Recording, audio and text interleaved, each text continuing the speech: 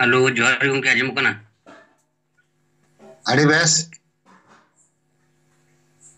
गंके जोहार गे आलिंग जयराम सोरेन बोकारो जनरल संयोजक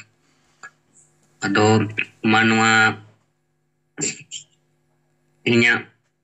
सिंगल जिम्बर सेटे kan एआई पोनत रेन सिंगल लीडर और सिंगल कमिया को जतो गी सिंगल जोहार अदो नोय अबो जेलका नोय तीन दो अबोआ जहां लेका झारखंड दिसुम जहां आदिवासी को गाड़ नो गाड़ रेया जहां निया जिका खलबली हुई कना अदो ओना लेकाते नोय तीन रेया दिन दो अडी मारांग खबर बड़े झारखंड दिसुम रेया दो जे नोय तीन हेमंत सोरेन जहां ईडी को उनी कुली कुपली हुई कना तहन अदो ओना लेकाते नोय तीन दो बड़ायो कना जहां सोशल मीडिया को जहां न्यूज लेकाते नोय हेमंत सोरेन दो ईडी को गिरफ्तार किदेया और आय नोय जहां मुख्यमंत्री पद खन दो इस्तीफा होय ऑल केआ और जहां नोय जेल का जेल ᱧᱟᱢᱚᱜ कना तहन कि लाते तो बड़ायो कना तहन कि आयरन कल्पना सोरेन को मुख्यमंत्री को बनावेया मेनखान नोय उनको जहां लेका को पारिवारिक लड़ाई तको जहां गीता माने सीता सोरेन हो बाय समर्थन कना तहन और नुई बसंत सोरेन हो बाय समर्थन कना तहन अदो ओना लेकाते नोआ दो नोय नुई चंपई सोरेन से कि नोआ दो चलावेना चंपई सोरेन के नितो दो मुख्यमंत्री लेकाते को सम्मान किदेया दो नोनकान खबर नोय जहां अबोन बड़ाया तहन कि नोय जे आदिवासी को गाड़ और नोआरन मुख्यमंत्री हेमंत सोरेन आदिवासी गे इनका नोआ अडी दुख रे कथा कना कि नुई आदिवासी दो सरकार दो अब आदिवासी को लगी दो सैद चे हम अब लगी दो बाय कमी ले और सरी नुई दो ईमानदारी के साथ आदिवासी को कोई लगी दो कमी ले गया अदो नोए जे तिहिन जहां नोए जेल का कमी नोए शिबू सोरेन कमी ले उनका गे तीन हेमंत सोरेन रे हों तुम हेन और ओना लेकाते नोए जेल का शिबू सोरेन है दौड़ बड़ा ले उनका हेमंत सोरेन है दौड़ बड़ा के नोए बाद लास्ट दो नोए साएना नितो दो नोए गिरफ्तार ना अदो नोए सरी कान गया जहां माने उनको अब होड़ लगी दो बाको कमी लेआ नोए जुदी होड़ लगी को कमी किया मेनखान तीन दो आदिवासी दो अब दो तीन झारखंड दिसम रे दो मालिक बन ताहे दड़िया किया इनखान नुको दो चे हो अबवा माने बाको कमी लेआ मिमी गोटे एकदम लेखा लेखाते आदिवासी गोगोय लगी कमी रे को लगावा कर दो नोनकान खबर तेहिना दो और बाद बाकी अबवा जहां सेंगेल रेया कमी होरा ओना को दो अबवा चला कान गया और ओना लेकाते नोडे हो मीटिंग को गलमराव को और सपड़ाव को दो अबवा चला कान गया दो नोंका गे तेहिन रेया खबर दो गंके मा सनम को सेंगेल जोहार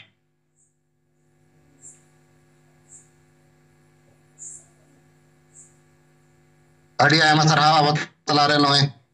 जयराम सोरेन बोकारो जनरल संयोजक नोय तेन झारखंड रे खबर को लय सदरात बना ना लगी ते अड़ी आयमा साराव और मासे ताबन उनका के विचार को रिपोर्ट को अब तलारे बन आंजमा नाम को जोहार झारखंड ने राजनीतिक स्थिति समाचार तो नवा कना जे हेमंत सोरेन दो मुख्यमंत्री को इस्तीफा किया और उनिया जगह रे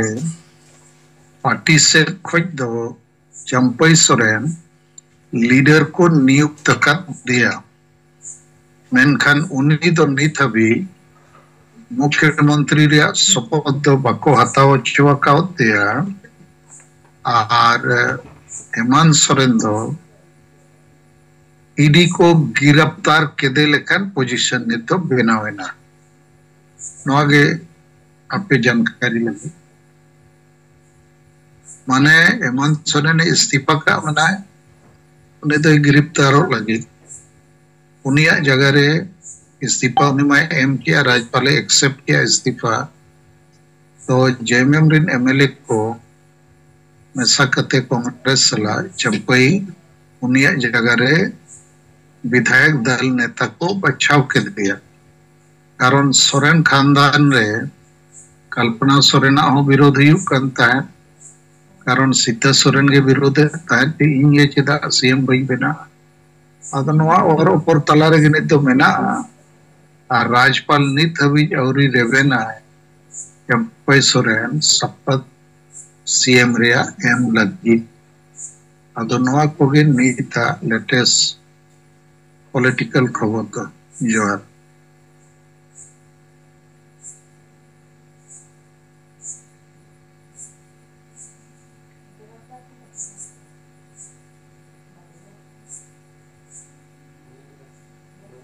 Ado no ay gongke tikina botolare nita परिस्थिति रांची के झारखंड रिया ना पॉलिटिकल इदी कते ado mata bon noy nuko samem jemem परिवार सोरेन खानदान noy je pepea केस चेतान रे तेन दो ईडी जहाँ कुली तलाश रे जहाँ ताहे कना ओना रे नोय रिजल्ट लेकाते गंके लेयर बनाए और ओना दो नोय पिया केस तो ने कोयला घटला और नोय कना माइनिंग स्कैम ओने खनिज रे और ओना सलाते नोय जमीन घटाला या केस चेतान रे नोआ लहाते हो जहाँ तिना गडी गान को आईपीएस आईएएस को नुकु को और उनी साहेबगंज खन उनको पंकज मिश्र को डी गान को नो लहाते दो को नो सला को जुड़ो लेना और उनको तो को ऑलरेडी को गिरफ्तार करना अदो नो दो लास्ट ताए करना मुख्यमंत्री चेतान रे कुली तो प्लस मेनखान दो तेन उन्हीं को गिरफ्तार के दिया ईडी पाटा सेट खन अदो नय गंके बतला रे रिपोर्ट लेयर बुना और मा तबन बिचार को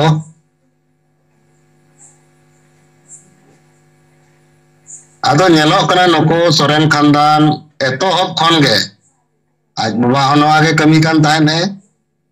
ओला वोट हताव कते आको खानदान पेट परिवार पार्टी चलाव रे को ताहेना अदो नितो दो चांदो बंगा गिडी के को ना परिस्थिति रे को है जना अदो मसे तबोन आरो विचार को रिपोर्ट को अबतला रे अच्छा मदन मुर्मू झारखंड माताबन मदन महाशय अच्छा मदन मुर्मू बांसपुर पाकुड़ झारखंड संताल परगना प्रमंडल महासचिव सेंगेल मंजी परगना मंडवा अदो इन से कोई कटी मचा रिपोर्ट नय जालिका गंके समंग को अपतमी लीडर नाकू पाकुड़ जिले बांसपुर प्रखंड दो तिने दायित्व एम का उनको से कुली बुली कते ठीक के कमी दो चला कना अदो नि तेहें ना सेता बिला गंके मिटार बिचेरे समंग के जे नय कमी माबुन कमी कान गे नि तो 1 जनवरी ख 31 मार्च धरी जन जागरण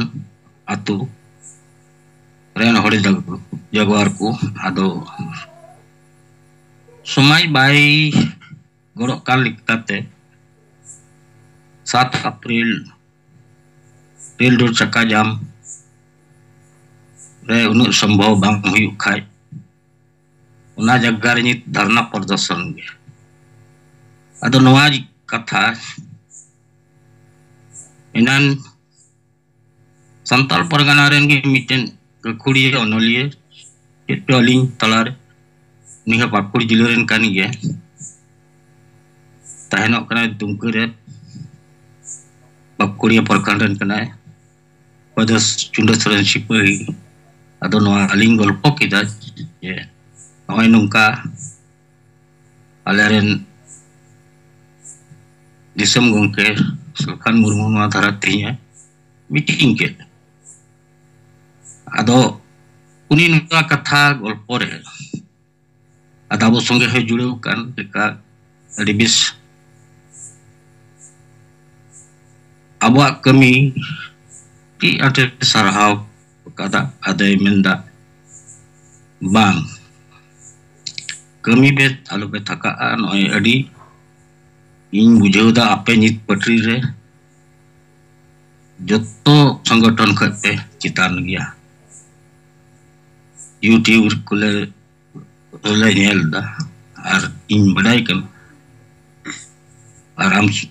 in songa jura minama atau nare mane do uni ho noa ba kami re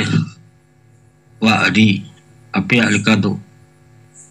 okoya hamang kana manjil peseter kana alu betaka ar men ado inyang mitai kana inma mit atu main di bising kami kan ado onare menda am dos santal pargana permundal itu am do pati atu hatau itu ado onare menda kata meeting ko pai kate me em kale na main kami kan tinya kata ado onate in ujeu da bari bis na pai ni aro na thoda ngwa kata le juti atinya jam toda Sunil Alaskar taku songe mit dam lang nyapam am namra para sana dharam ku lagi te bis meeting pe kobra re unku ku hele na yon jalan ado uni men kita unku do thoda do ku ठीक का thoda do ba tenya kata ye unku do sana dharam ku dukku rod gya menkan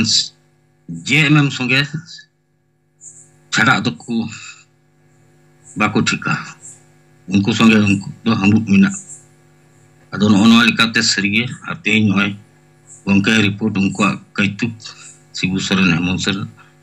ado no likate no katha tin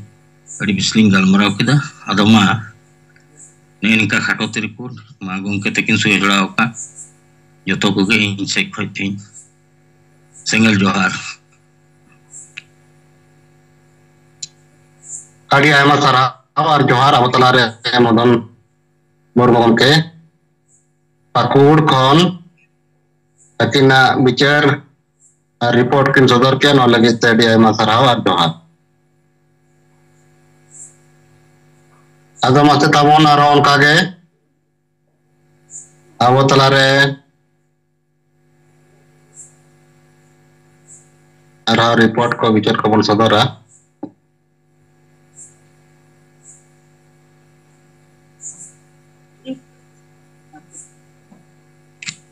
sanam Johar अरे हेमंत सोरेन ने resign किया arrest लगी नवाते आदिवासी समाज रे छेद नवा को थोड़ा विचार पिसे नवा अड़ी मारन घटना करना उना चिताने बंगाल माराव करते आलतू फालतू नुई रिपोर्ट उन्हीं रिपोर्ट नवा चिताने थोड़ा विचार पे नवा रे अच्छे इम्पैक्ट पड़ा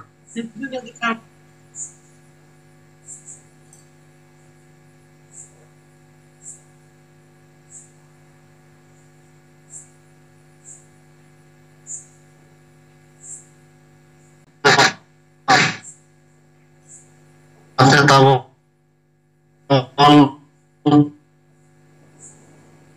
dan jo ma rajniti akan dia emang sering muఖ్యమంత్రి ఇది kata tahun masih ditambah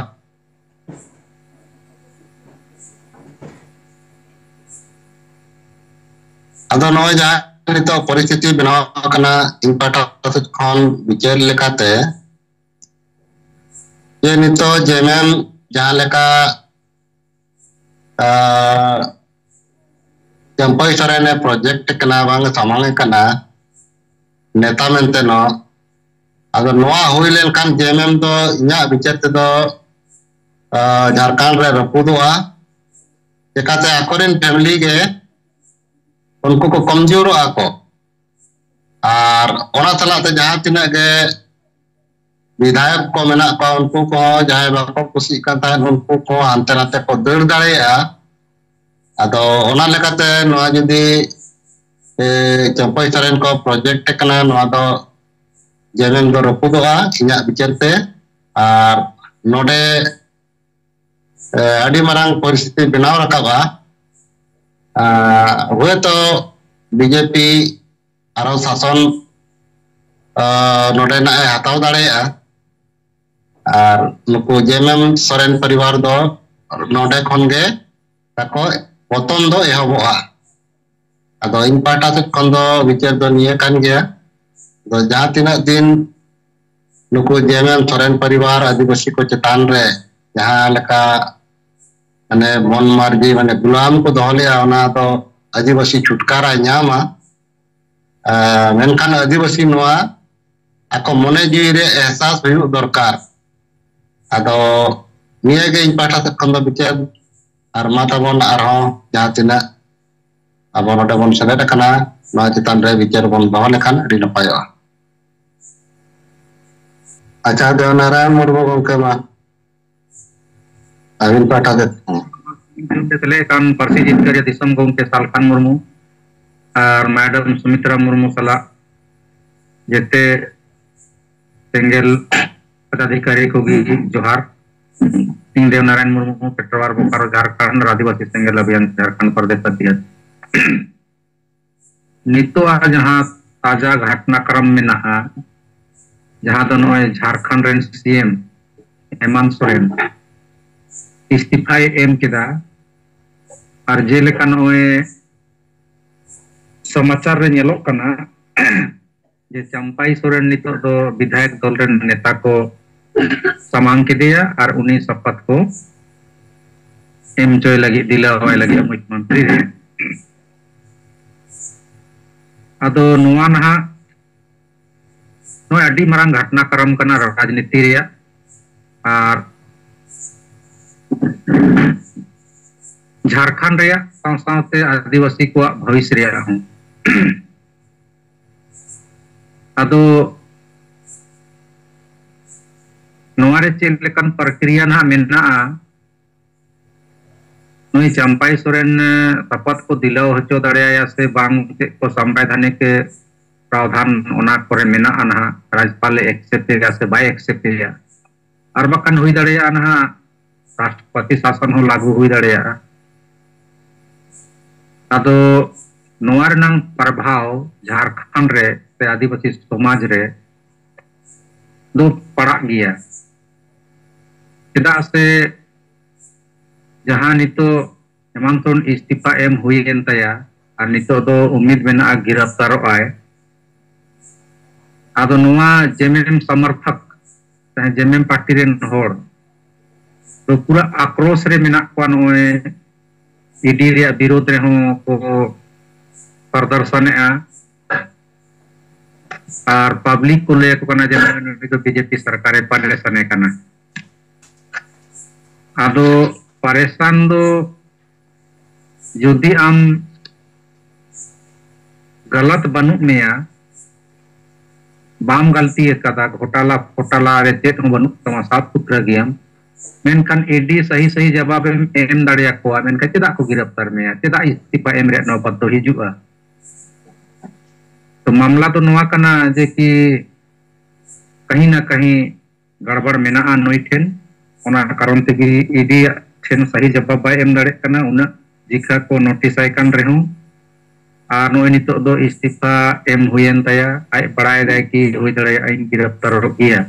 ओना कारण ते अदो नोआ रे तो जेमेन दो उनका को मेन दा कि बीजेपी सरकार परेशान कना माने नोआ रेनांग भंजाव रे को प्रयास था लेकिन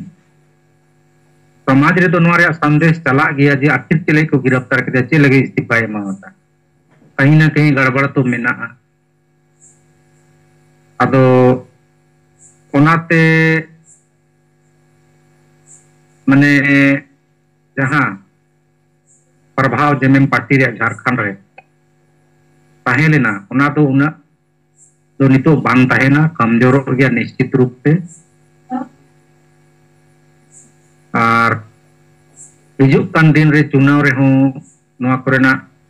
माने प्रभाव नेलोआ और पड़ा गया अतो नोआ बाबत ते दो निना गे इन से खय दो और अबुआ कामी होरा को जहां चला कना नोए 2024 रिया टारगेट को नाम कदा ओना हिसाब ते नोए हजारीबाग जिले रे 28 तारीख रे ले मीटिंग का और 30 तारीख रे नोए बोकारो जिले रे मीटिंग हुई ना और अतु अतु कटा को दल बनाव कते दान प्रचार प्रसार और संगे होर जोड़ाव को जिला बाई धरना प्रदर्शन रहे और 7 अप्रैल भारत बंदो रहे सपड़ाव को लगे आदो माई से को निना गी नित हबी विचार दो गंके मा जतो को दोड़ाते जोहार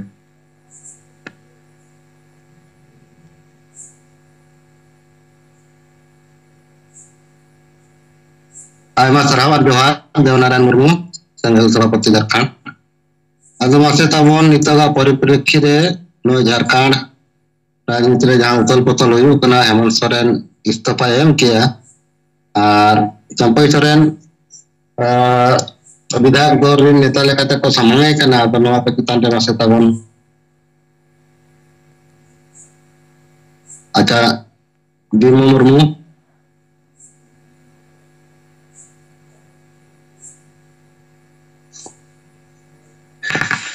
अच्छा साहेब जहाँ कथा दोह किया तो नवा दो मिटन आडी मारांग माने घटना कना तो साहेब बे दोह किया उनारे माने दो अब नवा के विचार दरकार जे नुई माल्या को गिरफ्तार या इस्तीफा एम किया और गिरफ्तार हो गया है तो मेन रे कारण दो चे पब्लिक ठेन अब आदिवासी जनता ठेन चेट इम्पैक्ट पड़ा नेगेटिव पॉजिटिव ओना चलता रबन चर्चाए खा ठीक का ओना कहो तो चेत इम्पैक्ट चेत प्रभाव पड़ा अब आदिवासी ठन तो ओना लेखाते अब कई बन चर्चा लेखन ठिकवा अब नुन ढेर मना अब आदो मसे चेतन रे ठीक गया राजनीति रमा ना उयो गया उथल पड़ल लेकिन जनता अब आदिवासी ठन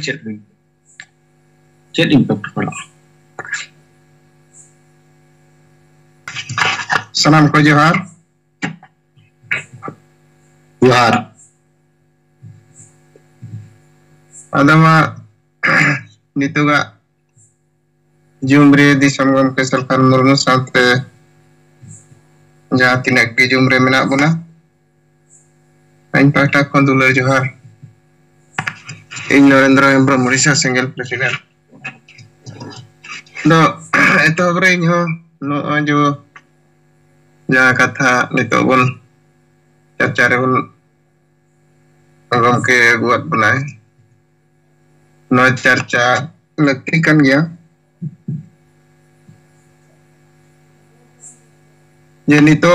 हेमंत सोरेन इस्तीफा एम किया माने नितो दो झारखंड रे नितो जहाँ सरकार नो दो मुख्यमंत्री पद को ओचो एना माने दो नितो सरकार दो और नवाते बनाव लेना सरकार बनावा अते नवाते बनाव लगन सरकार माचम पैसरे नोए विधायक दल पास्टा कोन को चुनाव के दिया मेनखान ओना हने तो रि स्पष्ट बनुआ अदा नोरे इन्या बुझो लेकाते नोरे जहां प्रभाव हुआ आदिवासी समाज तला रे दो नौका मा अड़ी हेमंत सोरेन विरोध रे अड़ीगान अब पास्टा खन सेंगेल अभियान पास्टा खन अड़ी दिन करे खन अड़ीगान कथा बन रोड कर गया अदो ओना दो अंजम कते हो और को ओना दो उना बक्को हेता कान तहन Ar Sibu Soren ho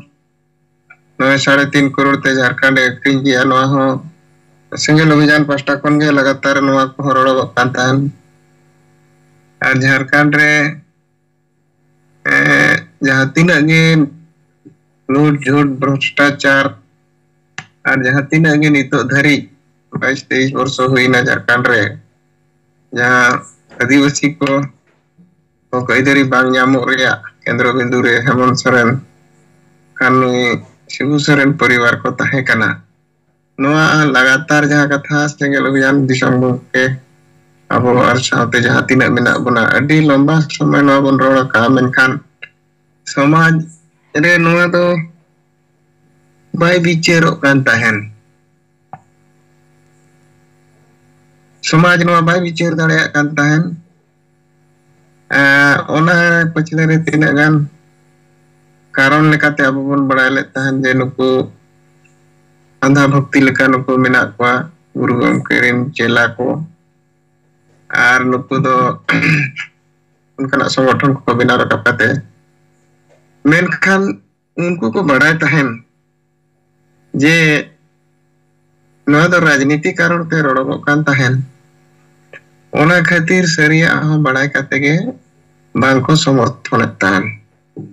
समाज दो आदिवासी समाज दो नित धबी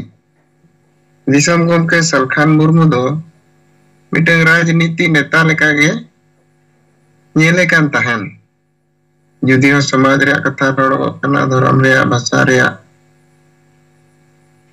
नोआ कोरेना उना गहिर बांग बुझाव कारण ते दिसम गमके सलखान मुर्मू दो राजनीति आ राजनीति कारण ते नोआ को रोड़ेया आदा नोंका सीधे सीधे उनको दो नुकु पार्टी पास्टा को उना को मेने तहन जने दो बीजेपी रिनिक कनाय निदो राजनीति समाज रे अड़ी लेकान नोकान कथा को मेनखान होड़ दो को बुझाव गे ताहेन जे नोआ नोआ तीना गान जिनिस खातिर गे झारखंड पोनत दो बनावा कना जे अब दो बिहार के बंगाली उड़िया करे खन दो बन भेगार गया अब स्वतंत्र भाषा संस्कृति परंपरा रिन होड़ कना बन ओना खातिर झारखंड दिसम दो बन अलग का लड़ाई ले अबन आदो नोआ कथा को बढ़ाए कान रहो गे राजनीति कारण ते उनको नोआ जेएमएम लेकान पार्टी को ठाके ते नोआ को ठाके दो कान ताहेन आदो नितो नोआ जो जहाँ घटना हुई कना इया बुझावते ना तो पूरा बृहद झारखंड रे आदिवासी भीतर मिटी राजनीतिक परिवर्तन तो ना हिजु नोडे खन गे एहो बेना चिकाते सोरेन परिवार नुकु दो बाको पटावा सीता सोरेन कल्पना सोरेन बसंत सोरेन नुकु दो बाको पटावा नोआ पछले रे आरो बीजेपी मिनाया उनिया चाल भेगार गया नीचे लेकारे आज सरकार बिना उनी मना उना खेल गया मी लेका नौका बुझा इना बुझाते दो नोआ जेएमएम दो नोडे खन गे पतन से के चला मेनखान आदिवासी समाज दो मिटी वैकेंस लेका के हिजुआ जे नितो चेद बन चिकाया जहां बन मने तान उनी मा जिहो लेना को जतो आर नुकु मा को हाते नाते चबायना आर चंपई सोरेन नोआ दो अडी दिन दो नोआ दो बाई दाड़िया अडी गान एमएलए को दुड़ गया उनका ते चेद नोकाना परिस्थिति बेना जेएमएम लगिन ते दो नितो दो मिटन चावा रे शुरुआत नितो दो इया बुझाते हुयु कना और आदिवासी समाज हो नितो अडी सब तो के नोआ दो बिचार हुया को ना एदा चे समाज रे अडी गान नोआ कमीन ते नौका बुझाव कना समाज दो जागरूक नितो अडी गान गे हुया कना भाषा भाषा जाति धर्म रे आ नोआ सेंगेल अभियान कमी ते नोआ मिट्टी नवा लेकाना बिचार पूरा आदिवासी समाज तला रे नोआ दो चला कना नौकान बेड़ा रे आदिवासी दो ना Milika samang redo miti rajnitik sunyata do bina kana. Ar baki tindak kan jadi ho etak parti ko mena'a BJP Kongres ona parti re adivasi attraction kun lekana unkan chet agenda banu ani ar unku ठेन ओना आदिवासी नेता उनका बनु कुआ जहाँ चे आदिवासी कथा Corel कना अदो ओनाते ना नवा कदो आदिवासी समाज रे अड़ी गहिर प्रभाव पड़ा उनका इया बुझौते आर संभावना दो नितो जहाँ नेलोगो कना बीजेपी सरकार बनाव दाड़ेया आर बाका राष्ट्रपति शासन चालू दाड़ेया अदो ओना पास्टा दो इया बुझते नितो लगन ते दो निना गया आर बाकी तो ओडिशा रे कार्यक्रम को चितान रे 4 फरवरी ओडिशा रे राउरकेला रे 4 फरवरी मीटिंग नोडे सपराव कना नोआ ना अबो सन्ना धर्म कोड को मांग बुरु वांचा को कुमी कय हम चले करे अबो बांचा लगन जुमी दो लगती नौकाना गलमरा कोई दिक्कते सपराव कना अनवा सपराव बगी के तो हुई कना आशा अबल बगी के नवा हो मैसेज समाज लगन ते नोडे खन बोन एमा और समाज रे गोड़ो लगन ते अबो बोन अरदासा और बाकी जहाँ तीन अभियान पास्टा कौन जहाँ तीन कमी हो रहा तबन ओना को तबन चला kan gया ado adi na talare no jo mit atu mit neta kami hora tabon bai tere hoge nitok do abo onare adi sange onare ko samil idik kan tabona no lagante abo adi lomba bon charcha ki abon je nitok do no do kami tege huyu'a ar etak kami do nitok do banu'a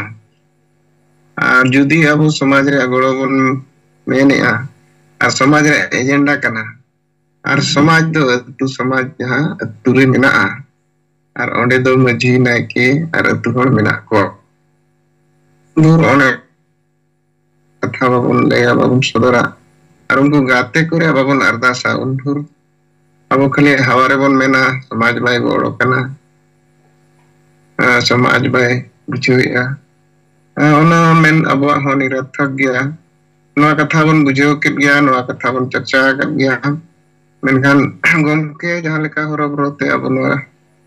मेनाया नवा को कमी लगनते ओना हिसाब अब उनका बाबन कमी कर रहोगे नितो जहां तीन कमी अब चला करना और अब कार्यकर्ता हो माने सपड़ा कना को कमी रिकॉर्डो केना अब अड़ी लोगन के ना मार्च जहां बन टारगेट का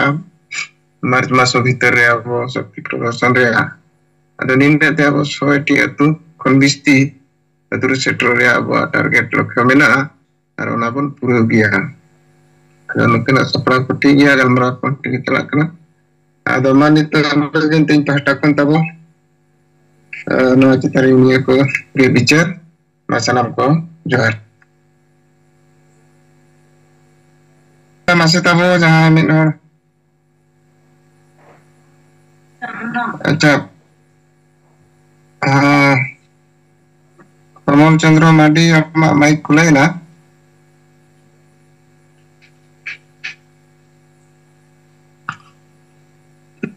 जोहार गे गमके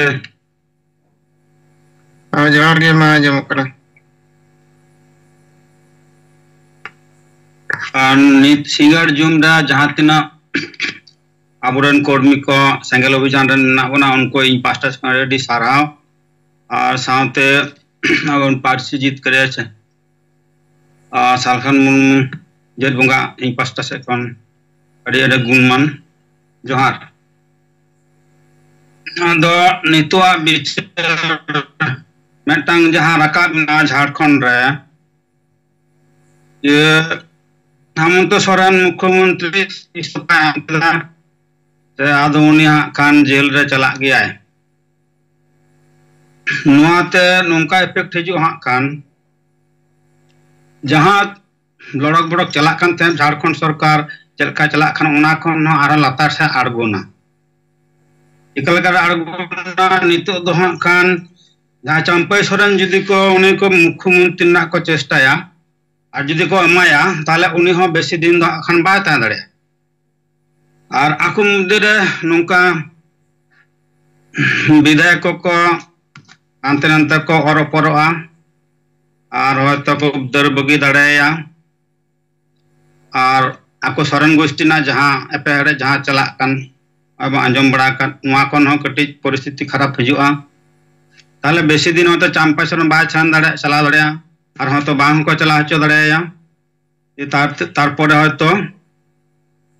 राष्ट्रपति शासन हो दाड़ेया इन पर आरो सरकार हयतो गठन हुआ तो जहाँ तीन सरकार नितो परे विरोधी सरकार हो जदि गठन है उनार हो अब आदिवासी समाज ना दो कोनो लाभ बांग हुआ और ताहेलेना जहाँ सरकार उना लाभ दो बांग हुई कना खूब एकटा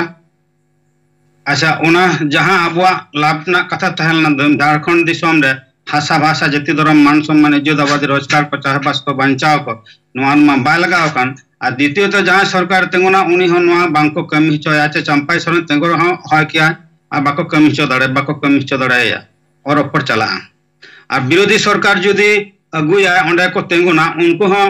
नुआर दो तिना को कमिया से बांग नाना कोनो निश्चिंत बनुआ और मेटांग ओंडे रकाब अकना यूट्यूब को ᱧᱮᱞ बड़ाय ता जे तृतीय फोन ना मेटांग कथा रकाब अकना आ तृतीय फोन रकाब अकना और तृतीय फोन रे जहां को लेदा ओंडे हो अबुआ समाज रेना दो हासा भाषा जाति धर्म बांचाव से ओंडेना जहाँ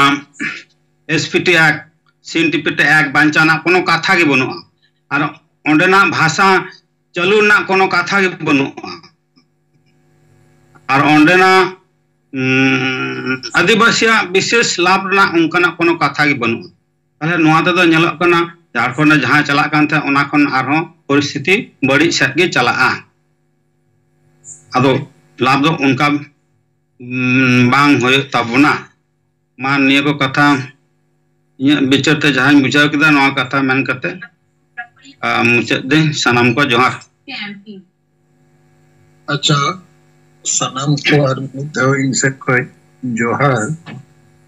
इनसे कुछ बढ़िया कथा मिटन दो हेमंत सोरेन इस्तीफा किया और सोरेन परिवार को जहां के मुख्यमंत्री लेकाते बाको सामांग दाड़िया दिया आको तला रेया और ऊपर और जुमड़ी कुमड़ू लालच नवा को कारण ते शिबू सोरेन हो बाको सामांग दाड़िया दिया तो नवा घटना तो अब आदिवासी राजनीति रे मारंग दुर्घटना कना सोरेन खानदान को पतियो चबा रेया राजनीति रे नुको परिस्थिति बड़ी जो रे और अब आदिवासी दो बार ठेन अंध भक्ति रे मेना कोआ सामाजिक रूप ते दो गुरु गोमके रघुनाथ मुर्मू और राजनीतिक रूप ते दो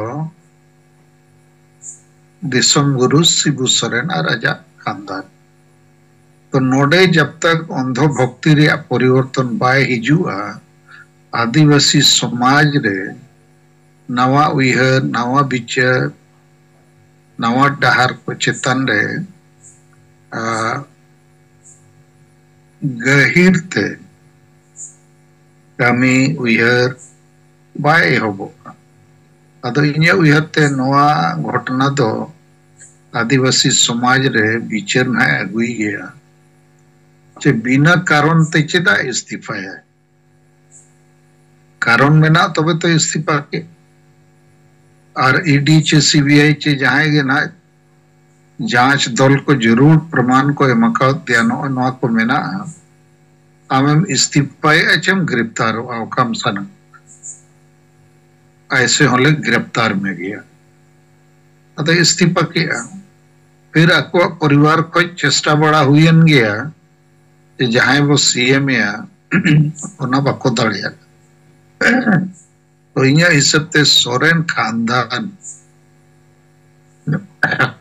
जहाँ आदिवासी राजनीति रे आबो को गोगोज कमी रे मेनाया उनी गुजु अवस्था रे नितो सेटेरोक काना तो नवा हुई ना कथा आ चंपई सोरेन होय बेना अचे बाय बेना नोरे नितो औरी पुष्ट बेना रे तीना दिन ताहेना तो एन रे आपे को नो चेतन रे रिएक्शन बताबो थोड़ा एम पे दोसर कथा इन्या तेहन सेता जूम रे आपे अडिगान मेन नेता को बापे ताहे करना इन मिटंग प्रस्ताव इन समांग का जे आबो भारत सरकार जे जेते सरकार को गे मिटंग अल्टीमेटम बो एमकाउट को जे 31 मार्च हबीते यदि सरना धर्म कोड रे घोषणा भाई मानत घोषणा इनखान 7 अप्रैल दो आबो भारत बंद हेबो रेल रोड चक्का जाम आबो आदो नोआ अल्टीमेटम दो सरकार को बो एमका को मेनखान इन नोकन बिचार न्यामेया जे नोआ अल्टीमेटम दो आबो नित आदिवासी समाज एमो दरकार सरकार दोष तो बांग कना समाज दोष करना समाज सरना धर्म कोड हो बाय खोज करना मारंग गुरु हो बाय खोज करना कुणबी खोज हो बंचा बाय सनाय करना संताली राजभाषा हो बाय खोज करना और अतु समाज रे समाज सुधर और अतु रे जुमिदो हो बाय खोज करना अदो इनखान आबो सेंगेल वाला के चेता आबो भारत बंद है आबो चिगे चेता रेल रोड चक्का जाम आबो केस आबो दालो आबो मानतीन लड़ाई झगड़ा आबो और 99% माझी हूं बको गोड़ो ओल पढ़ाओ हड़ो बको गोड़ो चाकरी जीवी हूं बको गोड़ो स्टूडेंट हो बको गोड़ो जन संगठन ᱧᱩᱛᱩᱢ ते माझी परगना महाल आसेका ओनोलिया मासा पेशा चिली को अड़ी गान संगठन यूनाइटेड फ्रंट बंगाल रे 42 संगठन आदिवासी एमएलए एमपी हो बको गोड़ो तो समाज के बाय गोड़ो करना और आबो एकला तेगे आंदोलन रे लगाव करना आदो नुन मरंग समाज बाय गोड़ो कान नोआ आंदोलन ते हो तो बाय गानोमा कारण सरकार ठेन दो मेट आलुतुर मेना जे तीना होड़ रेल रोड चक्का जाम रे को ओडको करना आदो उनको ठेन रिपोर्ट में ना चे माझी को बको ओडको कना आदिवासी तुरिन होड़ बको ओडको कना नेता हो बको रोड़े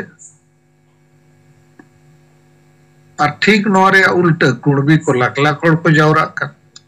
नो मराठा आरक्षण होला महंदर के टटका मिट्टन कोड़ा होड़े नेता बनावा करना मोहन सरांगी चिचिली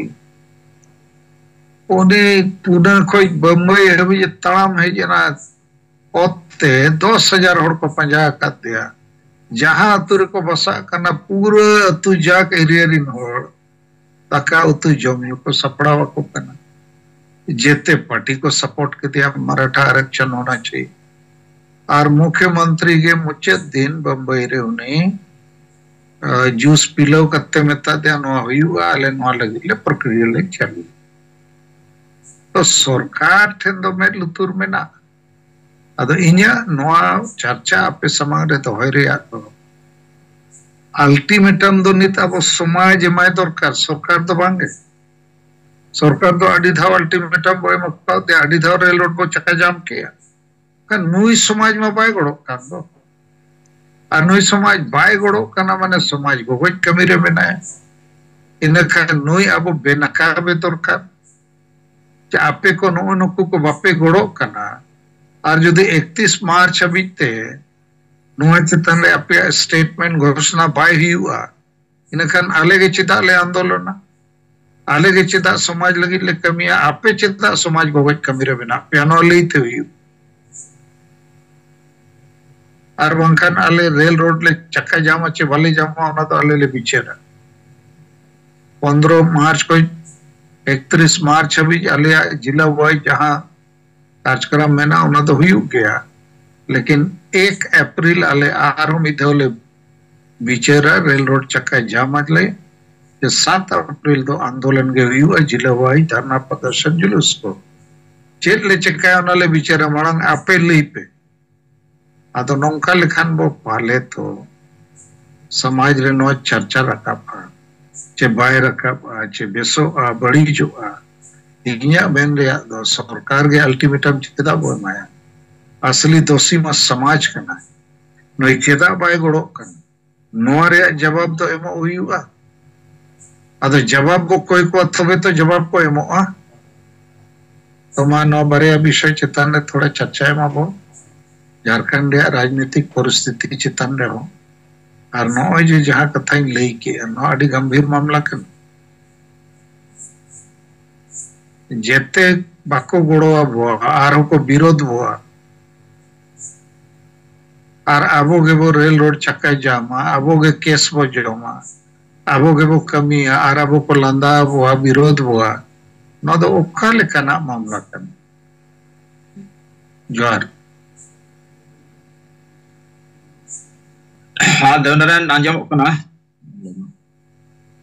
तो ना दोहरा तार में दिखा मैं किंचित किदा मा जतो को जोहार के आदो नोए गोंके आरहो जहां माने विचार लगी पताए दोहो के आदो नोआ नोए जे नितो हेमंत सोरेन इस्तीफाय एमावदा आदो नोआ जहां तिना की माने आदिवासी नितो अंधा भक्त लेका को पंजारो कादे ताहेना आदो नोआ दो आदिवासी समाज रेना प्रभाव पड़ा और सही चीज माने को नितो दो विचार बोलवा को गया चेदा से गिरफ्तार दो माने चेले को गिरफ्तार के दिया इदी चेले बार बार को कुली की कारण पता ना आदिवासी समाज रे हो पहले किया कि नुई दो नितो तो सरकार दो बाय चलाव दड़े नुई वोट एम करते होते आदो नितो अब को आदिवासी समाज रे हो कथा ना गुरला गी और नोआ दो जेएमएम के खिलाफ माने नेगेटिव रे कथा चला और दोसर कथा जहां गोंके मेन के आए जे सरकार जहां अल्टीमेटम को एम का दे 21 मार्च तक सरना धर्म कोड बाबत माने घोषणा या पॉजिटिव कोई कथा रोड ले आदो नोआ जहां गोंके मेन के कि नोआ दो अब समाज रेन होड़ नोआ दो अल्टीमेटम एमाव को दरकार और समाज रेन जहां अगुआ कना को जहां अबोरेन मांझी बाबा को नुनुकु को अल्टीमेटम एमाव को दरकार और अब जहां नितो नोए प्रचार प्रसार रे बन दाड़ान कना अतु रे तोल बनाव करते सेंगेल अभियान रेन कार्यकर्ता को और टमाक गुड़गुड़ावतेन अतु रेन मांझी बन कुली को मा जे नीत अभी हम सरना धर्म को आंदोलन कुंडी को आदिवासी बांगबन बनाव चो को नोआ आंदोलन और महारांग बुरु बांचो आंदोलन रे चेदा बाम गड़ो कान और आम बाम गड़ो कानते अतु हर को नोए बांग को गड़ो काना मांझी बाबा आम कानाम और आम रेन तिना गान चंडाल चौकी मेना कोता मा नुकु को बोतोर ते अतुरन हर को तीर को काना आपे बांग पे चलाव चो को कथा बांग आपे पे आयु रे को और जुदी आपे नोए बांग के गड़ो काना ओनाते नीत हबी अब नोए सरना कोट बांग बन यामेदा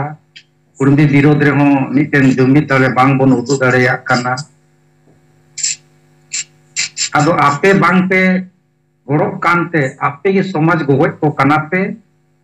और सरना धर्म को तो आपे ठीक ही मिना सरकार के तो बनुआ चेदा से सरकार तो लेखा काना तिना गान होड़ रेल रोड चक्का जाम रे को आगो कान आदो आपे को मा गड़ो गी बा आदो आपे ठीक सरना कोड दो मिना आपे कारण ती बांग याम काना आपे कुंडी आदिवासी पे बेना को आपे कारण ती उनको को बेना काना पे बापे ओडो को काना ओना कारण नाते आसल दोषीदार दो पे आपे काना आदो नोआ को कथा जा आतु हड़ को तलारे नुकु केटे सहित मांझी को तलारे मांझी को बन मेतावा को आतु हड़ को बुझा मेना को सारी गे नो मा anji kan tale ge agua ale ren do captain ar nui no ko katha ma bai mene ar ale kole chalak khan do ale hon ko kuli leya kidak pe chalak kana Salkhan Murmu ar Sengel Abhiyan re Andolan re ado no asol kurumbu ko sabo an ar asol kurumbu ko sab len khai gi समाज रे बिचार no रखावा तो सांगे हर बन गोड़ो दाड़ेया मेनका तो निश्चित या no 15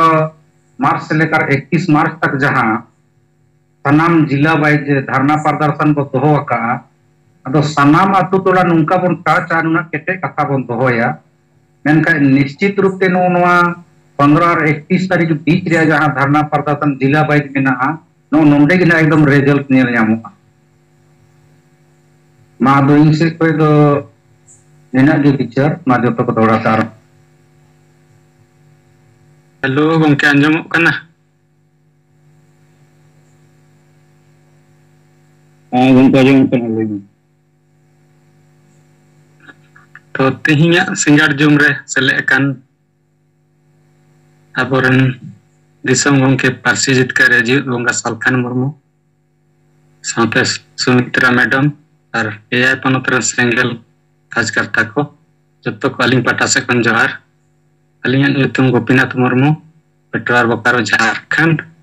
और आदिवासी single when पाटा से खन जिला संयोजक बोकारो गंके तिहिया गंके कथा लेकाते नो झारखंड रे अलिंग हिसाब ते अभी मरांग बदलाव हिजुआ अलिंग नवा आड़े टोला को बड़ाई लिया कि नो सेंगल रे कामी है अदो आयमा को कुली लिया ओना लेकाते तेहिं बारिया जेमे मेरा समर्थक को कुली लिया कि गंके चे चिका हुयुआ जेमे मेरन हेमंत सोरेन सरकार पे डगमगावना वोट दो कारबो एमा अदो अलिंग लया कोआ कि सालखान गंके रोड कादा है कि चुनाव जहां के जीता है लेकिन आदिवासी रे हार तो निश्चित गया तो ओनाते आपे वोट ओकार बो एमा ओना पे बुझाव सनाय पिया मेनखान दो समाज रे कामी बो एहबो आर समाज बांचा लगी लय वोट रे वोट दो ओकार बो एमा आर ओकार वोट एम लेखा अबो माने नापाय हुयुआ तो ओनाते बड़ायो कना जेमेरन कार्यकर्ता को जो सोच रे पड़ाव का कुआ कि नितो दो जेमेम पार्टी होय डगमगाना अदो उका से बो चला नते आयमा को फोन एदा आर विचार को खर्जो कना अदो नंकालिन गालमराव बड़ा किदा नते बड़ायो कना नितो दो अड्डी मारांग बदलाव हिजुआ आर समाज बांचा लगी को अब को गड़वा बन गया तो निया को मेन करते ही कथाली मुचे एदा अटमा छाय गंके मजतो को जोहार तो जोहार गे गंके अंजम लेना अंजम लेना ठीक गंके मा जोहार जोहार तो अलिंग सुनाराम सोरेन ली लई आजमो कन गया गंके आजमो कन गया बेस पे एमा तो सरनाम को जोहार तो हेलो हेलो हेलो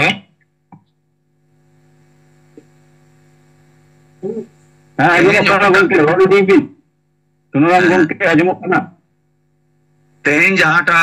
झारखंड पोनोत रे मिटन भूकंप चे हुलचुल गे पैदा है ना अदो ओना दो सारीगे झारखंड और भारत दिसम रेन आदिवासी लगी दो मिटन मेन गनवा जे नो मिट्टी माने पूरा दिसम चे नो समाज लेवढ़ा लेखन जिनिस तो मेन गनवा सोरेन खंदाना पाप रिया जहां मेता में उना घाड़ा से टुकुज तेहन दो नोए पोसा है ना और नोआते मेन गनवा जे जहां साहेबे लई ताहेत जे नोआ सोरेन खानदाना पतान आदिवासिया उत्थान तो नोआ दो उनका लेका मिटिज मारंग संकेत ᱧᱮᱞᱧᱟᱢᱚᱜ ᱠᱟᱱᱟ आर समाजे बिचार गया कारण नुना मारंग मारंग खन शिबू सोरेन जखन 3.5 करोड़ टका हताव किया आर नुकु मुरुख होड़ चे आसेका मेता कम चे जहां गे नुकु नुई को बंचाव दो होए कन तहें आर नोआ पिछे दो दिकु हो मेना को गया आडिगन बांग दो बांगे मेनखान आखिर रे आम तिना दिन होड़ आलोप कते होड़ आंधा कतेम दो होए जे जहां होड़ नोडे सीएनटी एसपीटी कालून हो रापुदाय मारांग बुरु होए आखिरिनिया तो उनकान होड़ा दो अडी लगती तहे कना जे नोआ दिसोम कोन चे नोआ झारखंड कोन नुया पतान रिया अदो मेन गनवा हमा समाज सेटर कना मेन खान नितो तो ना जहां बांग जहां अतु को बिचारेत गया आर को बिचारेत गया अदो ओनाते मिट्टी सेंगेल अभियान जहां बिचार चे सलखन मुर्मू जहां बिचार तेहेन दो ना अतु दिसोम को बिचार गया जे सलखन मुर्मू दो ठीक गे मेन तहने मेन खान आदिवासी समाज बाय गड़वाय कना सलखन मुर्मू बिचार बाय गड़वाय कना मेन खान आलिलिंग मेन दरिया कना नोआ बिचार दो ना हेलकाव गया आर अडी दिन बाय चला नई चंपुए सोरेन सीएम बिना बाय बिना मेनखान आदिवासी समाज जुदी बंचाव सनाय कना तो नवा डहार नवा उयहर ते बिचार तेगे हुए या अदो अलिया उयहर दो नवा जे नवा ठीक हुए कना मेनखान नवा रेगे नुई दो चबा उतेरे लगती मिना आर बाको बचाव दाड़े या नितो अदो ठीक गया मा जोहार गे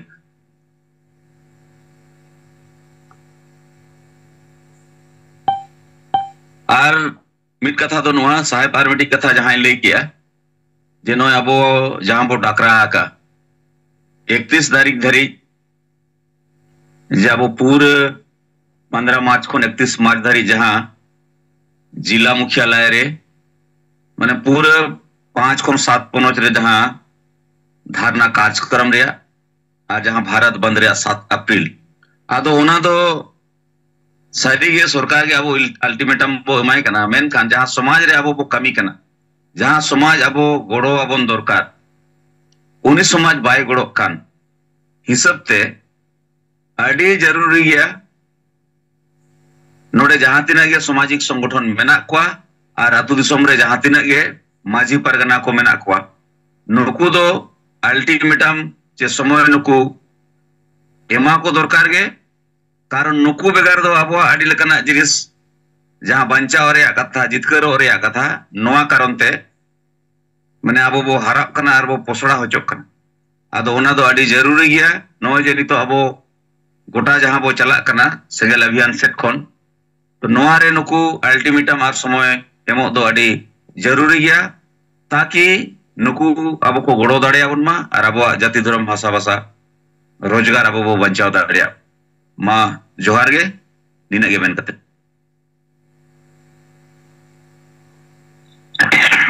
हेलो गंके आंजमोक कान गया तो आंजमोक कान गया हेलो अच्छा आंजमोक कना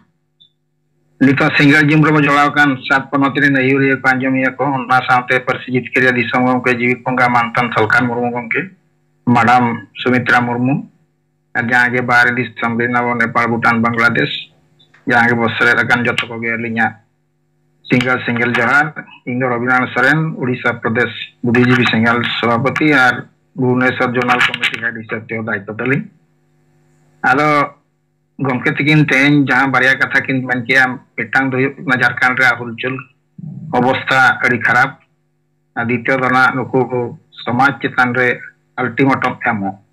आदो प्रथम कथा लिंग मेना झारखंड तेन नोआ अवस्था रे सेटर कना चीफ मिनिस्टर रेजिग्नेशन एम मकाय ओना इदी काते अड़ीगान परिवर्तन हो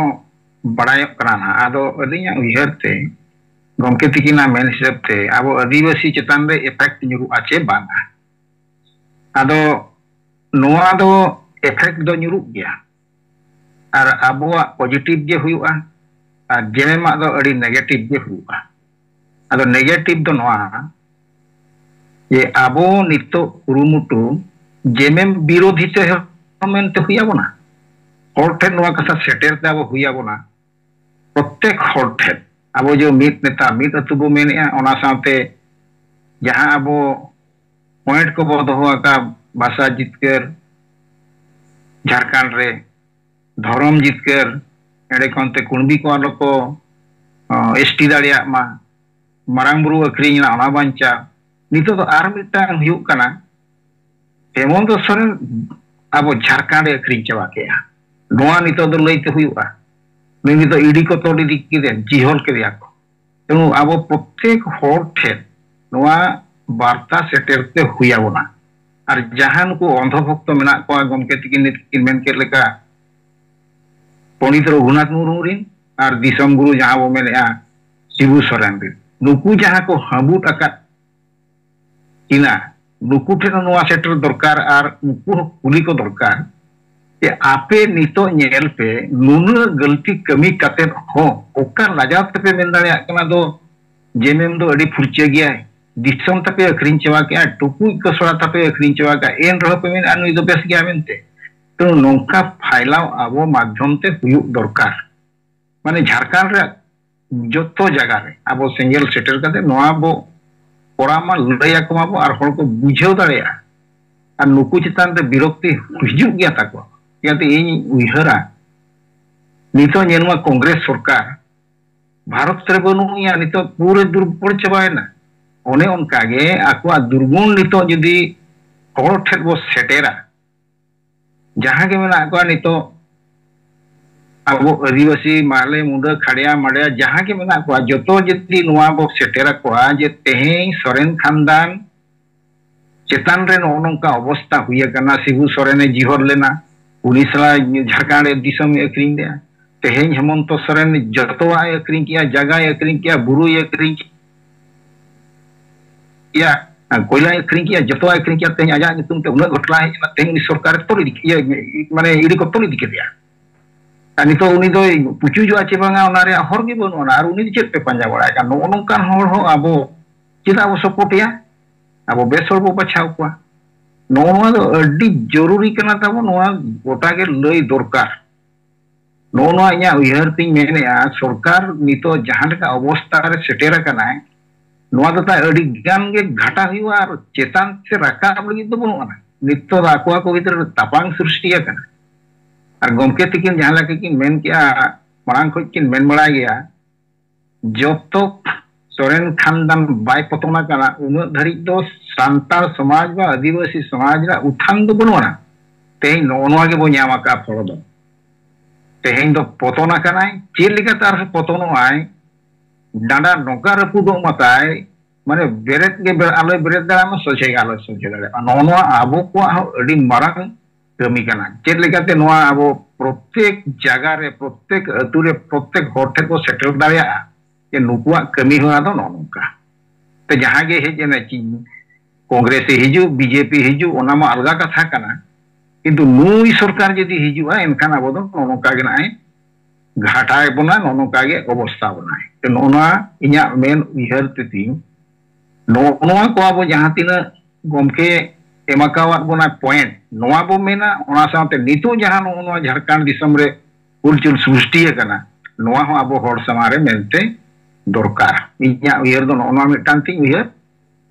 और सेकेंड बार गमके तिकिन जहां किन मेन किया अब समाज बाय गड़ो कना चाकरीजीवी बांगा स्टूडेंट बांगा बुद्धिजीवी हम बांगा डॉक्टर इंजीनियर को बांगा नुकु हो अब जतो अल्टीमेटम एम दो दरकार कान गया नुकु बो एमा को एना आको को उइहर ᱧᱟᱢ दारे आर को बिचेरा जे सालखान मुर्मू बा आदिवासी सेंगेल अभियान चेत मेने और चेत दरकार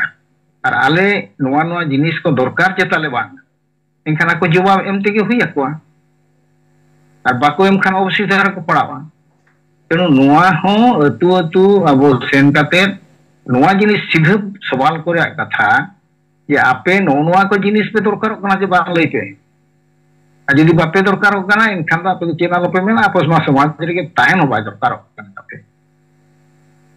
आपे दो हिंदू पे पठाओ पे चिलिक पे और जहां नितो को छुटो करना उनको आप छुटो होचो आप पे आपे जहां के मिटान जवाब एमते हुआ पे और समाज तेहन बाय गान खातिर ते सरकार ते लेखाय कोना नुकु आ बाय दरकार समाज में जेपी लगा तो नोआ खातिर ते तेहन आबो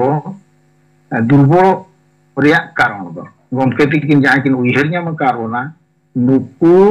अल्टीमेटम एम दरकार और आकोटे पे उत्तर दरकार आपे निना दिन भीतर उत्तर पे में आछे बांगा गाना आले चेत कमिशनर लेकना आले काले कमिया आकोटे का जवाब दो ᱧᱟᱢ दरकार और आबो नितो ओना इदी काते अतु अतु चला काते माझी और जहां के पर्जा जतो के कुली को दरकार नोमा समाज कना समाज लगी कमी कना तेई सलकान मुर्मू समाज बांचा लगे समाज लगे कमी कारण पे गोड़ो आचे बांगा ले गोड़ो ताले दलाबो नोनोंका आको मेन दरकार एनखान नापायोआ नोआ जे अल्टीमेटम एम और आकोटे को उत्तर ᱧᱟᱢ नोआ खान समाज उइहरा और गोड़ो लगिते बाध्य आय नोआ दो अड़ी बेस पॉइंट कान गया नोआ जेतान रे लिया हो अड़ी माने मतामत दो ठीक गया नोनोंका एना समाज गोड़ो लगिते उइहरा और ओना पॉइंट को जहां कि मेना का गमके तिकी नोआ दो अड़ी जरूरी पॉइंट को किन मेना का ताबो और ओना को के मेन दरकार समाज चेतान रे एनखान समाज जहां बांग जहां उइहर गया और को गड़ो गया नोआ लिया पॉइंट हिसाब ते उइहर करते लिंग मेन बड़ा किया मातो गमके समय ना तो चबाय दीना और इना मेन काते गमके तिकी साथे जहां के बो जोड़ाव कान जतो को गे लिंग मुचेत सिंगल जोहार नोके अंजम लेना तो अड़ी ठीक अंजम मेना तबो हमारे जोहार मजा बस तो माता बो समय को मा उइसे तकन गया लेकिन आर्मी बार जुदी जहां को मेना नो चेतान से अलिंग बार कथरिंग मेना मा आलिंग मालदा जनो वेस्ट बंगाल हारी मुर्मू साहेब और मैडम सलाते याई पोनत रेन सिंगल कमी जतो सिंगल कमी को जोहार तो नय सिंगल अभियान तालाते अब आशा भाषा जिते दटावना कमी हरा अबुई जीवित बंगा सरकार मनो इरते अडिगान बन कमी अगुइदा अडिगान दिस एमा बन कना राज्यपाल तहका नय अभय द्रौपदी मुर्मू उन खोगे झारखंड रे अडी रकम बेआईनी कमी को हुई कान थेन गया और नय हेमंत सोरेन हेजना नोरा हर केते रहो अब आदिवासी केते रहो अडिगान हर अब बन आशा लेना जी नय आदिवासी बांचाव बना आदिवासी सनाम आय रफाया लेकिन नय लगातार नय जमीन घाटाल रे थेना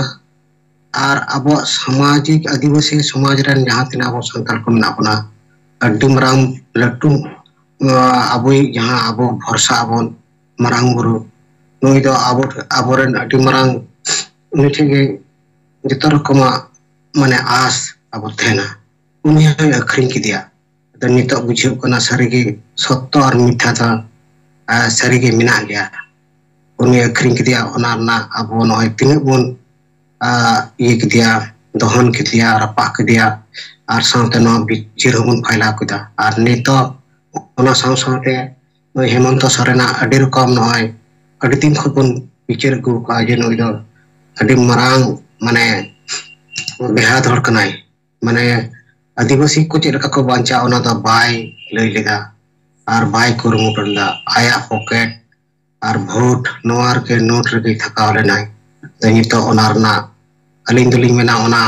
अभिशाप लेका उनि से पड़ावना और नितो दो नोआ कारण ते नुई को गिर किदिया अदो नितो गमके जहां मेन किदा ये सरीगी नुई हड़ा नोकान पतन होइन तया अदो नितो आबो गे नितो दो आतो रे नोआ उनिया जहां तिना कमी मिना ओना को माने बड़ी कमी का ओना को मटे लिस्ट केते और अब बन बड़ाई गया शिबू सोरेन उनका कमी का झारखंड के उनी मा अखरिंग ले नोआ को कथा इंटरनेट लिस्ट अनुयायी अब बन पॉइंट केते बन आउटा अबोरन जहां तिना सिंगल कमी को ना बना ओना बन बटाया मजते और अबोरन हर mana ato re chalaw kate noa ko dishuti pun ma ko nischay unko ko bujhau nyam lekha unko abo sange ko jopadawa ar jumidwa ko ar nito do noa ge hej kana hotor somoy do cher kate unko hotor bid ko huya mane jahan tinne Hemonto Sarkar mane Hemonto Sarkar weak point mena ona ko bon tule jokha kate bon lei sade lekhai hor ko bujhawa unuk din do ato disam ran hor ini bul kate ke doho ka kwa jagroto lege bai ti sambai kurumuto je ale ran hor do unuk samaj re nongka be bari erom dun ko noa ko huya ar ko gojok kana ona rena cetawna bai em lena ar abo noi Situ Murmu ora ren Ramesh Murmu ko katil kiti uni na ho picture bai nena uri ona CBI judge men leta ona habai kora chulda to noa korna mite abhisab lekate uni the padawna aling taling mena nuye Hemonto se poton kana noa da thik hoi kana sahi picture kana netok ge noa somoy ra abun ar hobun jaga kate abun jumid kate abo jaha tina asa masa jati dharam na katha mena tabona mane jodo mena tabona ona nyama ar nito do okte hai seter kana abu jitkar ba lagi niye ge mena ar ongkai men kada abu atoran hor bako gorok kana thale sengel bijan mото chi chika sari ma katha kana noa nito noa ge katha bun lei kwa je ape pe gono ase bang ar jumi do ape se bang karon noai abui sarkar tehe tulu ha unuk marang ghatalai kami ka ar une noai ko jil ko ajat kidia ona karon te nito noa katha lei kite abun jumi do a jitkar ar abo jahan tina target mena na ko bon purwa ar bun puru ya abo jitkar ya no asa mena adi din ko bon rod ko dar gomke jahan ronon tin kan no adi effectful ya ठीक है ado ni bar katha men kate aling ring cheta madura te sanam ko johar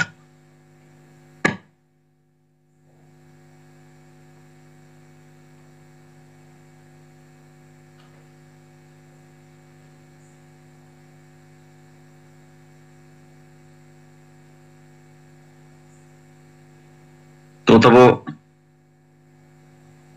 नॉय नितो समय को मा हुई से तकन गे आदो गोमके से खन जुदी जहाना उनकाना मेना खान आर जुदी तबो जहां को जुमिल बकर पे सपड़ाव का खान तबो सपड़ाव पे ताहे ना अच्छा नित थोड़ा अब समय 5-10 मिनट बो गलमाराव दाड़िया जुदी आपे पीछे हेमंत सोरेन खानदान चेतन ले और सरकार अल्टीमेटम बो एमकाव दिया समाज अल्टीमेटम बो एमाय छे बांगे मा कटी ना चर्चा जारी बो दो दाड़िया इन आर मैडम दोनों दिल्ली रे इन दिन यही जकना गप्पा मयांग ज्योति मुर्मू जेएनयू रे पीएचडी डिग्री नाम कर कॉन्वोकेशन मेना उनारे सेलेदो लगी हो और थोड़ा मेडिकल कमी लगी हो अदो नित नो है झारखंड भवन रे कई कते तेन दिन बसा करना अदो मसे आर 5-10 मिनट नो चितन रे जाए को जान कथा तो हो सना पे खनवा जम यो पे इनते हम बकड़ पे तो इंजे थोड़ा ले है सुनराम सोरेन से खन जे नॉय भारत सरकार मा अल्टीमेटम बार बो एमाय कना आर आदिवासी सेंगल अभियान आर सालखान मुर्मू से खन गे मेन खान जहां 3 भूर समाज जुदी अल्टीमेटम बाबो एमाया एनखान उना दा लेवढ़ा लेका चे समाज उना बाय हेलका कना बाय लेवढ़ा कना अदो अल्टीमेटम दो हुनंग अडी जरूरी गया ताकि समाजे हेलका मा समाजे लेवढ़ा मा और समाज धरी कथा सेक्टर मा ठीक सही निये गे से खंदो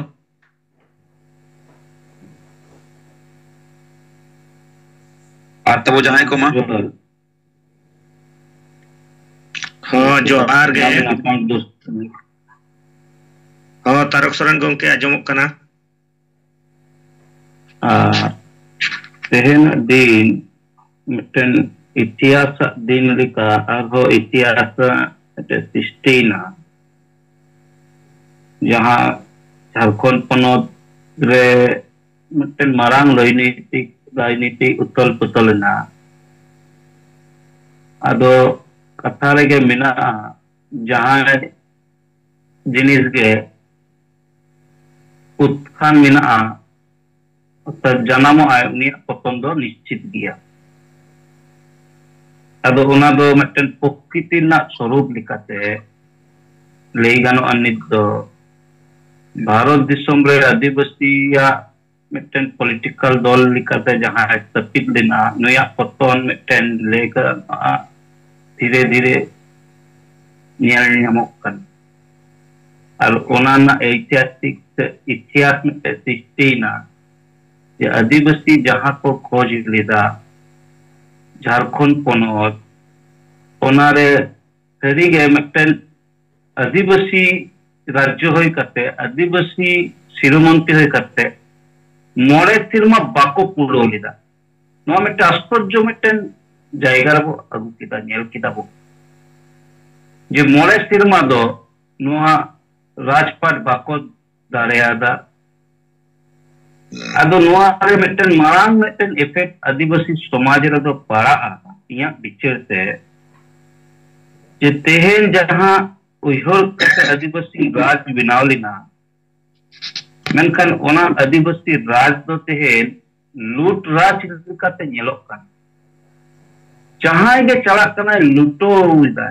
आदिवासी लगी तो बाय उइहर लेदा आदो नोआ रे तेहेन अब जीवित बुंगा सरीगे नोआ भारत से नोआ धरती रे बो जाम के देते नोआ ना विकल्प बो उइहर दारेया जे अब जीवित बुंगा जहां अड़ी दिन दिशा लिदाय न्याय नाम लिदाय नित ओना दो वास्तव रूपे नाम दाय आदो होय जे मेम पतन दो एहोबेन गी और जहां तीन जे एम जुड़ाव करते जहां तीन संगठन को तहा कना नित को उनको को बुझोदा जे आले हो पतन दो निश्चित गया कारण उनको तो आदिवासी लगी नीम दिन को कमिटी का गया जहां नितुम को वो बढ़ाई गया आते का मजी परगना महल आइमा संगठन जहां आदिवासी नितु आदो सरी के अबो सेगेल सेना थे नित दो अडिगान आता भरसा अबो जेवेद बुंगा ठेन दो नित दो स्थापितो नोआ विकल्प हिसाब ते कारण निना दिन जहां बतोर स्थलाते जे मेमा ते नुको आदिवासी संगठन बतोर ते सेंगेल सेना कथा बको बुझो कथा से बुझो कते हो बको लहा कना नुको दो नित दो एकदम किछु गन मारांग रे जे और गमके मा लेई के लिखा जे आज को फोन आई कना चे को चिकेया सेंगेल के नितो विकल्प बनो को रोड को एहब के गया आरो नुआ मिट्टन मांग मिट्टन सेंगेल दो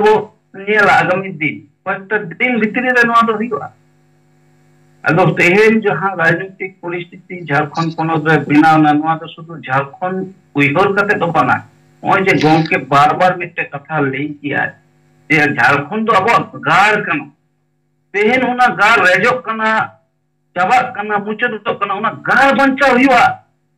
अदो नितो जेते पनत रेन गे आदिवासी को उइहरा जे मेम पतनो कना जे काले ताहले ओना गार चिकिन कते बंचा ताहले जिला बो चला अब गार बंचा नितो बेंगल पनत खन गम के कथा तो को बुझोआ चंगेला कथा तो को बुझोआ निना दिन जहां बांग घटना को गुटाव कना नितो आदो घटना गुटाव इदिया इया उइहर ते और जहां अल्टीमेटम अब समाज एम लगती है से बांकोना तो एकल लगती गया कारण समाज दिन दिन जपी का खतित के तेहन अब परिस्थिति धीरे धीरे खराब चबा वो चबा समाज वो जगो कदे निना दिन वो रोल कदम मतलब समाज बाय जगाव कने नि तो समाज अल्टीमेटम एम दुर्का जे दिला तेहन दो होय साना धर्म जित कर लगी संतली परसी जितकर लगी संतली राजभाषा बिना लगी संतली परसी में जितकर कना निना दिन हुई कान झारखंड पुनः देचिना बाय जितकर ना शुद्ध मात्र आपे पे जपी दे खान सकी अदो पूरा नवा को तो पतला बदल होती है कारण जिते हर गबो नित को अदो को माने जहां चा पेशा को नामे तहा जेएमएम लिखा राजनीतिक दला ado nito ona pressure to bai dita bai nyamo ado nito lagatar abo senggel sena to aima hon ko juroa senggel kata bicara tapi to tadi ke mikol po ado bunwa nito niyo slogan rakabo jal kun ko विकल्प चाहिए नवा rakabo gya ado विकल्प apa hijua अब गंके के तो समग्र दिशा कना एकदम नीट एंड क्लियर हो करना कोनो दाग के बनते हैं गंके आदमी नको नी को री को एहोबा अरे आसो आज दिस संतरा नयang आदिवासी mayang minakan संतरा ताले नवा कथा को लेला सदोरा को सोशल मीडिया रे का पहलो खन नवा कथा को चलो बेदाग भर कना भी गंके नवा कथा तो प्रचार तके हुईबा पार्थवा को नोते सरी कथा नी तो सामानवा नवा विकल्प कथा दो नित दो अर्थस्थापित जहां कुकमु आदिवासी बनिया लिदा आदिवासी राष्ट्र बिनाम निये कुकमु दो अर्थस्थापित तो आली तो कारण अब वो बडाया चे कारण ते नवा बाय स्थापित कना निंदी नवा बडागी अब मेनका नित दो जनगण को बडाया जनगण को नित दो चिंगा नित दो जागरूक तो कारण निये जागरूकता दिन सहाकांड बाको समान दरे अंत है कारण आदि लंबम भाषण के तब नहीं तो 5-10 मिनट भीतर ही जते हो जदि को रोड़बो अंजम ᱧᱚᱜ को अच्छा गंतु मा अदो निना की ले खाना को दुलाते जो आर मिटन कथा तारुक सोरेना कथा अंजम कते नि तो नवा को दो आलो पे रोड़ा ये सोरेन खानदान दो को परास गया कुमड़ू गया नि तो सलखान मुर्मू वो मुख्यमंत्री है नवा को रोड कते इन आलो पे लाजा पड़ा ओचोइया इन मिटन मंत्रो एमकपात पे कि 31 मार्च हबी भारत सरकार जदि अब अल्टीमेटम बो एमकात दिया तो 31 मार्च हबी आदिवासी समाज अब अल्टीमेटम बो एमायमा जो सारना धर्म कोड पे लगती कना चिबांगे संताली राजभाषा पे लगती कना चिबांगे कोणबी को आदिवासी बनाओ वो अटकावचे बांगे मारांग गुरु बंचाए दरकार चे बांगे और आतुरे समाज सुधार और जुमिदो दरकार चे बांगे नोआरे जवाब आपे ओल पढ़ाव कान चक्री जीवी स्टूडेंट माजी को जन संगठन आयुरिया को पॉलिटिकल नेता को ले पे नोआ अल्टीमेटम लगती कना और जब तक ओंडे बाबू इदी को आर हो आपे पे रोड का नहीं तो सलखान मुर्मू के वो सीएम या अरे इन दो चिली हो वोट बको इमैया संताली परसी 8 शेड्यूल ना नीत हबी समाज बाय सराव दड़े आती ओना मेनते सीएम पीएम को ना दा आलो पे चर्चा है समाज चे लकते बंचा ओना चर्चा मा समाज बंचाव लगी होड़ को गोड़ो आ समर्थन को एमा इनखान बेसा जिनिस आइते के बिना जोहार मसे इंदो इन आपे मिड बार होड़ा खाटोते बिचार अंजुम सनेया जोते पे होड़ा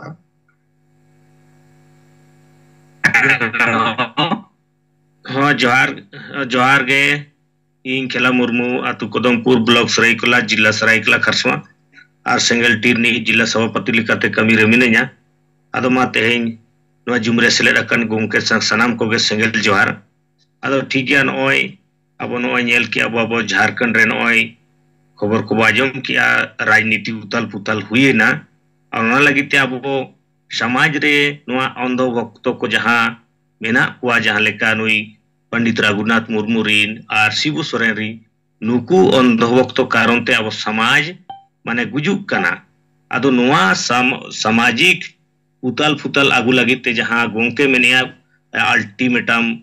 समाज रे एम दरकार चे बांगा निहाती एम दरकार और नवा आबो कुली दरकार आबो हासा बंचाव धर्म बंचाव जाति जुड़ू बंचाव नवा रे आपे पे गड़ो आचे बांगा नितो धावित तेमा बापे गड़ो आकन गया समाज गुगोज के लगित के पे हेज कना बनाव कना पे आदो ओना लगिते नवा माने सरीगे नवा सामाजिक आबो उताल फुताल जे माने बेसा समाज रे माने स्थापित लगिते नुआ लगिते अब उनको होड़ अब समाज रे मेना को होड़ उनको बो चिंगा कुआ और समाज अल्टीमेटम जहाँ लेका सरकार अल्टीमेटम बो मकदिया समाज अल्टीमेटम एम कते आबो हासा बासा जाति धर्म इज्जतबादी रोजगार चास बास बंचाव रे जेमन गोड़ो माको बखान आबो दो नोआ रे लाभ को दो चेन हो बाई हुआ अदमा इन पास्टा सेन कन सनाम सेंगेल हुलगरिये को इन पास्टा सेन को नाडी आयमा गुणमान सराव और मानव सेंगेल जोहार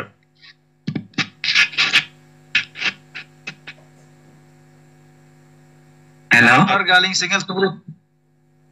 गालिंग सिंगल सुबुरी पश्चिम सिंह झारखंड से कोई रोड करना दूसरा गोमके ने कहा कि हम लोग समाज को अल्टीमेट देना चाहिए, बिल्कुल देना चाहिए और है क्योंकि लोग के चलते हम लोग का समाज मर रहा है। सामाजिक संगठन इतने सारे हैं, हम लोग का मुंडा मन के सब बेकार पड़ा, ये लोग को सबक सिखाना होगा। मर रहा है समाज, तो ये सब असली गुनेगार है। किस लिए? खाक के लिए समाज में पैदा हुआ। कोई मुंडा सामाजिक खाक का सामाजिक संगठन है, ये लोग को सिखाएंगे, सबक सिखाएंगे, ये लोग को साथ देना होगा, नहीं तो ये लोग असली गुनेगार है। समाज मर रहा है तो ये लोग असली गुनेगार है। सरकार क्या करेगा? सरकार तो ये देखता है ना कितने लोग आंदोलन में भाग ले रहे हैं, कितने लोग जागरूक हैं इसके लिए, कितने लोग मांग कर रहे हैं, वो देखता है ना। ये लोग को सबक देना जरूरी है और ये लोग चेतावनी भी देंगे। समाज असली गुनेगार तो यही लोग, जितना है पढ़े लिखे या स्टूडेंट हो या जितना भी नौकरी चाकरी वाले सामाजिक खाक के लिए सब बेकार है। इन लोग को सबक सिखाएंगे, नहीं तो हम तो मरेंगे। इन लोग के साथ सबको मरना ही पड़ेगा। इन लोग को दिखाएंगे, देंगे, इन लोग को चेतावनी देना जरूरी है, नहीं तो साथ हम लोग भी मरेंगे। इसीलिए लोग को चेतावनी देना जरूरी है। चाहे सामाजिक संगठन हो, चाहे नौकरी पेशा वाले हो, चाहे स्टूडेंट हो, चाहे महिला हो, सबको सिखाएंगे सबक, नहीं तो मरना निश्चित है। इसीलिए लोग को चेतावनी देना जरूरी है समाज हित के लिए। कहना चाहता हूँ तब इनको फिर से सिंगल जोहार।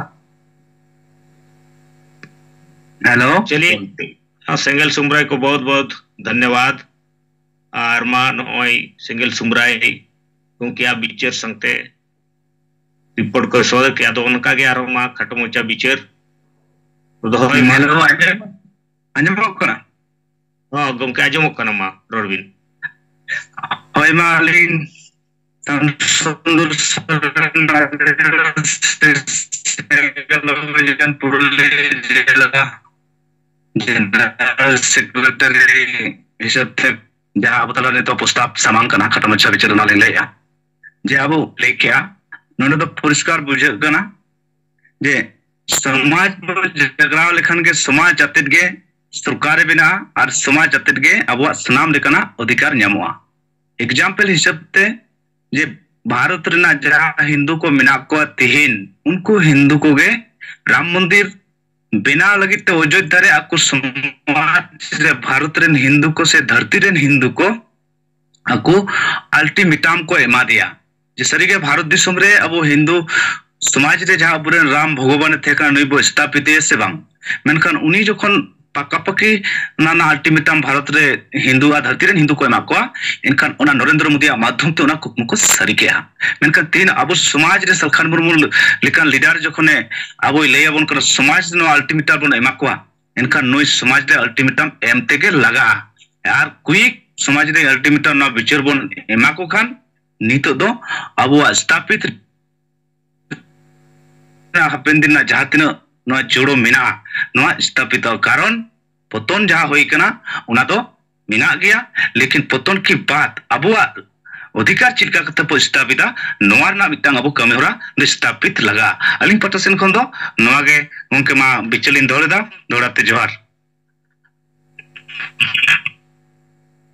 श्याम सुंदर सोरेन गोके मा आडिया मा गुणमान सराव और मानव जोहार गोंके तिहिnya Zoom meeting रे बो सेलेद अकान जीवित बोंगा परसी जितकरिया दिसम गोंके साला मानवतानी मैडम सुमित्रा मुर्मू और सनाम गोंके को मड़ांग रे सेखन सेंगेल जोहार तो नोय बिचार रिया कथा जहां दो भारत सरकार दो अल्टीमेटम बो एमकाव दिया किंतु सरकार अल्टीमेटम एम कते दो चेद हुयुआ जुड़ुमा समाज लगती है या तबे तो सरकार एमोआ एंडे खान 31 मार्च भित्री ते हसा बसा जति धर्म लगित समाज अल्टीमेटम एमआई तेगी हुयुआ निये छडा अबु टे आरेटा उपाय मनुआ अदो ओनाते नोआ लगित ते तो नोआ गे अडी बेसोआ उनको नोआ रिया जवाब लिखित तो आकार ते एमा को तेगी हुयुआ और पढ़ाव होड़ जवाब एमो पे लई पे बांखान नोआ आदिवासी कना पे चेक लेका आदिवासी कना पे तो ओनाते नोआ अल्टीमेटम अडी दरकार गया और बाकी तो बोन नेल इदिएआ समाज तीन दबित बाय बुझेवा उन दबित जुड़ू को जितकर से मारांग कुकमु नेल हो अडी मुश्किल गे नेलोक कना तो निये खाटो बिचार सामांग कते इन्या कथा मुचाद के गंके सानाम को सेंगेल जोहार सोहान हेम्ब्रम गंके मा आडी आयमा गुण मा सराव आर मानो सेंगेल जोहार